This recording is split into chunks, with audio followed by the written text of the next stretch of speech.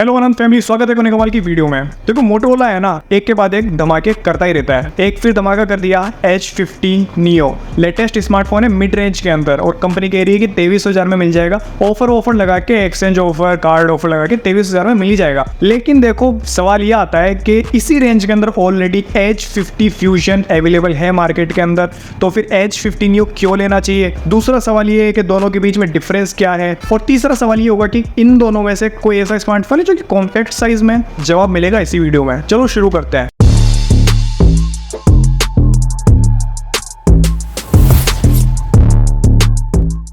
देखो मैं आपको पहले बता देता हूँ, अगर आपको एक कॉम्पैक्ट साइज का स्मार्टफोन चाहिए ना, तो फिर H50 Neo जो कि अभी लॉन्च हुआ है, आप यही परचेस कर लेना। साइज छोटी है, कॉम्पैक्ट साइज में है। जो स्टैंडर्ड साइज आता है दूसरे स्मार्टफोन का, उससे तो छोटा ही रहेगा और हल्का भी वेट में। अब देखो इसके वेट की और साइज की बात कर ही रहे हैं, तो डायमेंशंस के साथ ही शुरू करते हैं अपन इन दोनों का कंपेरिजन। तो चलो डायमेंशन में आपको बताता हूँ, पहले वेट बता देता हूँ। H50 फ्यूजन हमको मिलता है 174 ग्राम का, इसकी थिकनेस है 7.8 mm। और वही H50 Neo की बात करें तो ये 171 ग्राम का है और 8.1 mm की इसकी थिकनेस मिल जाती है। H50 Neo थिकनेस में कुछ mm मोटा है, लेकिन वो एवरेज साइज है, बहुत ज्यादा नहीं होता है। लेकिन वेट में भी आपको कुछ ग्राम हल्का ही मिल जाएगा, क्योंकि साइज में छोटा है, ऑब्वियस सी बात है। और यहाँ पे आपको थिकनेस जो थोड़ी सी ज्यादा मिल रही है, उसका भी रीजन कुछ है, मैं आपको आगे बताऊंगा। अब अपन डिस्प्ले पे आते हैं। डिस्प्ले में आपको जल्दी से बता देता हूँ। H50 फ्यूजन से शुरुआत करेंगे। H50 फ्यूजन में 6.67 इंच की एमोलेड डिस्प्ले मिलती है। ये कर्व डिस्प्ले है, 144 हर्ट्ज की रिफ्रेश रेट है, गोरिल्ला ग्लास 5 की प्रोटेक्शन और 92% का screen to body ratio, FHD plus की रिजोल्यूशन मिल जाता है। वहीं H50 Neo की बात करें तो 6.4 इंच की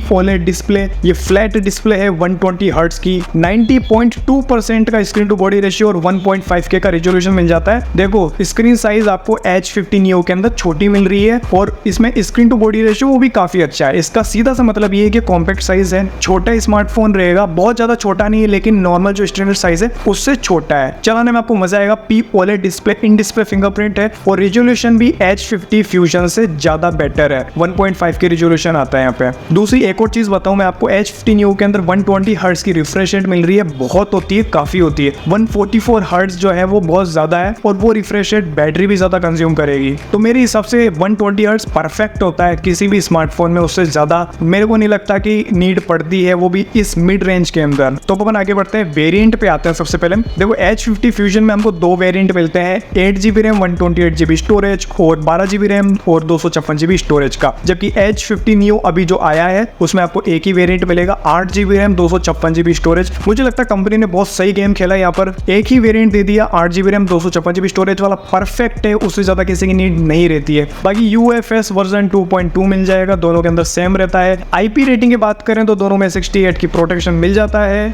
वैसे चिपसेट पर आते हैं, चिपसेट थोड़ा डिफरेंट है, दोनों के अंदर अलग अलग प्रोसेसर मिल रहा है। H50 फ्यूजन में हमको मिलता है स्नैपड्रैगन प्रोसेसर 7S Gen 2 का, 2.4 GHz की क्लॉक स्पीड है और एंड्रॉइड वर्जन 14 मिल जाता है। जबकि H50 Neo के अंदर हमको Dimensity 7300 का प्रोसेसर मिल रहा है, 2.5 GHz की क्लॉक स्पीड है और एंड्रॉइड वर्जन 14 मिलता है। तो अपन इनके प्रोसेसर की बात कर रहे हैं तो फिर हमको अपडेट्स की भी बात करनी चाहिए। Let's talk about updates. तो H50 फ्यूजन के अंदर हमको 3 साल का OS अपडेट और 4 साल का सिक्योरिटी अपडेट्स मिल जाते हैं। जबकि H50 Neo के अंदर 5 साल के OS अपडेट या फिर 5 OS अपडेट कह सकते हैं और 5 साल का सिक्योरिटी अपडेट्स मिल जाएंगे। तो यानी कि अगर आपको ज्यादा लंबा फोन चलाना है और आपको लंबे टाइम तक अपडेट भी चाहिए तो फिर H50 Neo सबसे बेस्ट ऑप्शन आपके लिए है। बात करते हैं इन दोनों में बैटरी की। देखो H50 फ्यूजन से शुरुआत करते हैं, 5000 mAh की बैटरी है और चार्जिंग के लिए मिलेगा 68 वोल्ट का टर्बो चार्जर, बहुत फास्ट चार्ज कर देगा, टेंशन लेने की जरूरत नहीं है। लेकिन H50 Neo ये कॉम्पैक्ट साइज में छोटा है तो बैटरी mAh भी कम होगा, जाहिर सी बात है। इसलिए इसमें मिलेगा आपको 4310 mAh की बैटरी, 68 वोल्ट की चार्जिंग का सपोर्ट मिल जाता है। यहाँ पर 15 वोल्ट की वायरलेस चार्जिंग का भी सपोर्ट मिल जाएगा। यही वो रीजन है कि इसकी थिकनेस थोड़ी सी ज्यादा है, क्योंकि पीछे वायरलेस चार्जिंग के लिए एक कोईल लगा रहता है छोटा सा, उसकी वजह से थोड़ी थिकनेस बढ़ जाती है।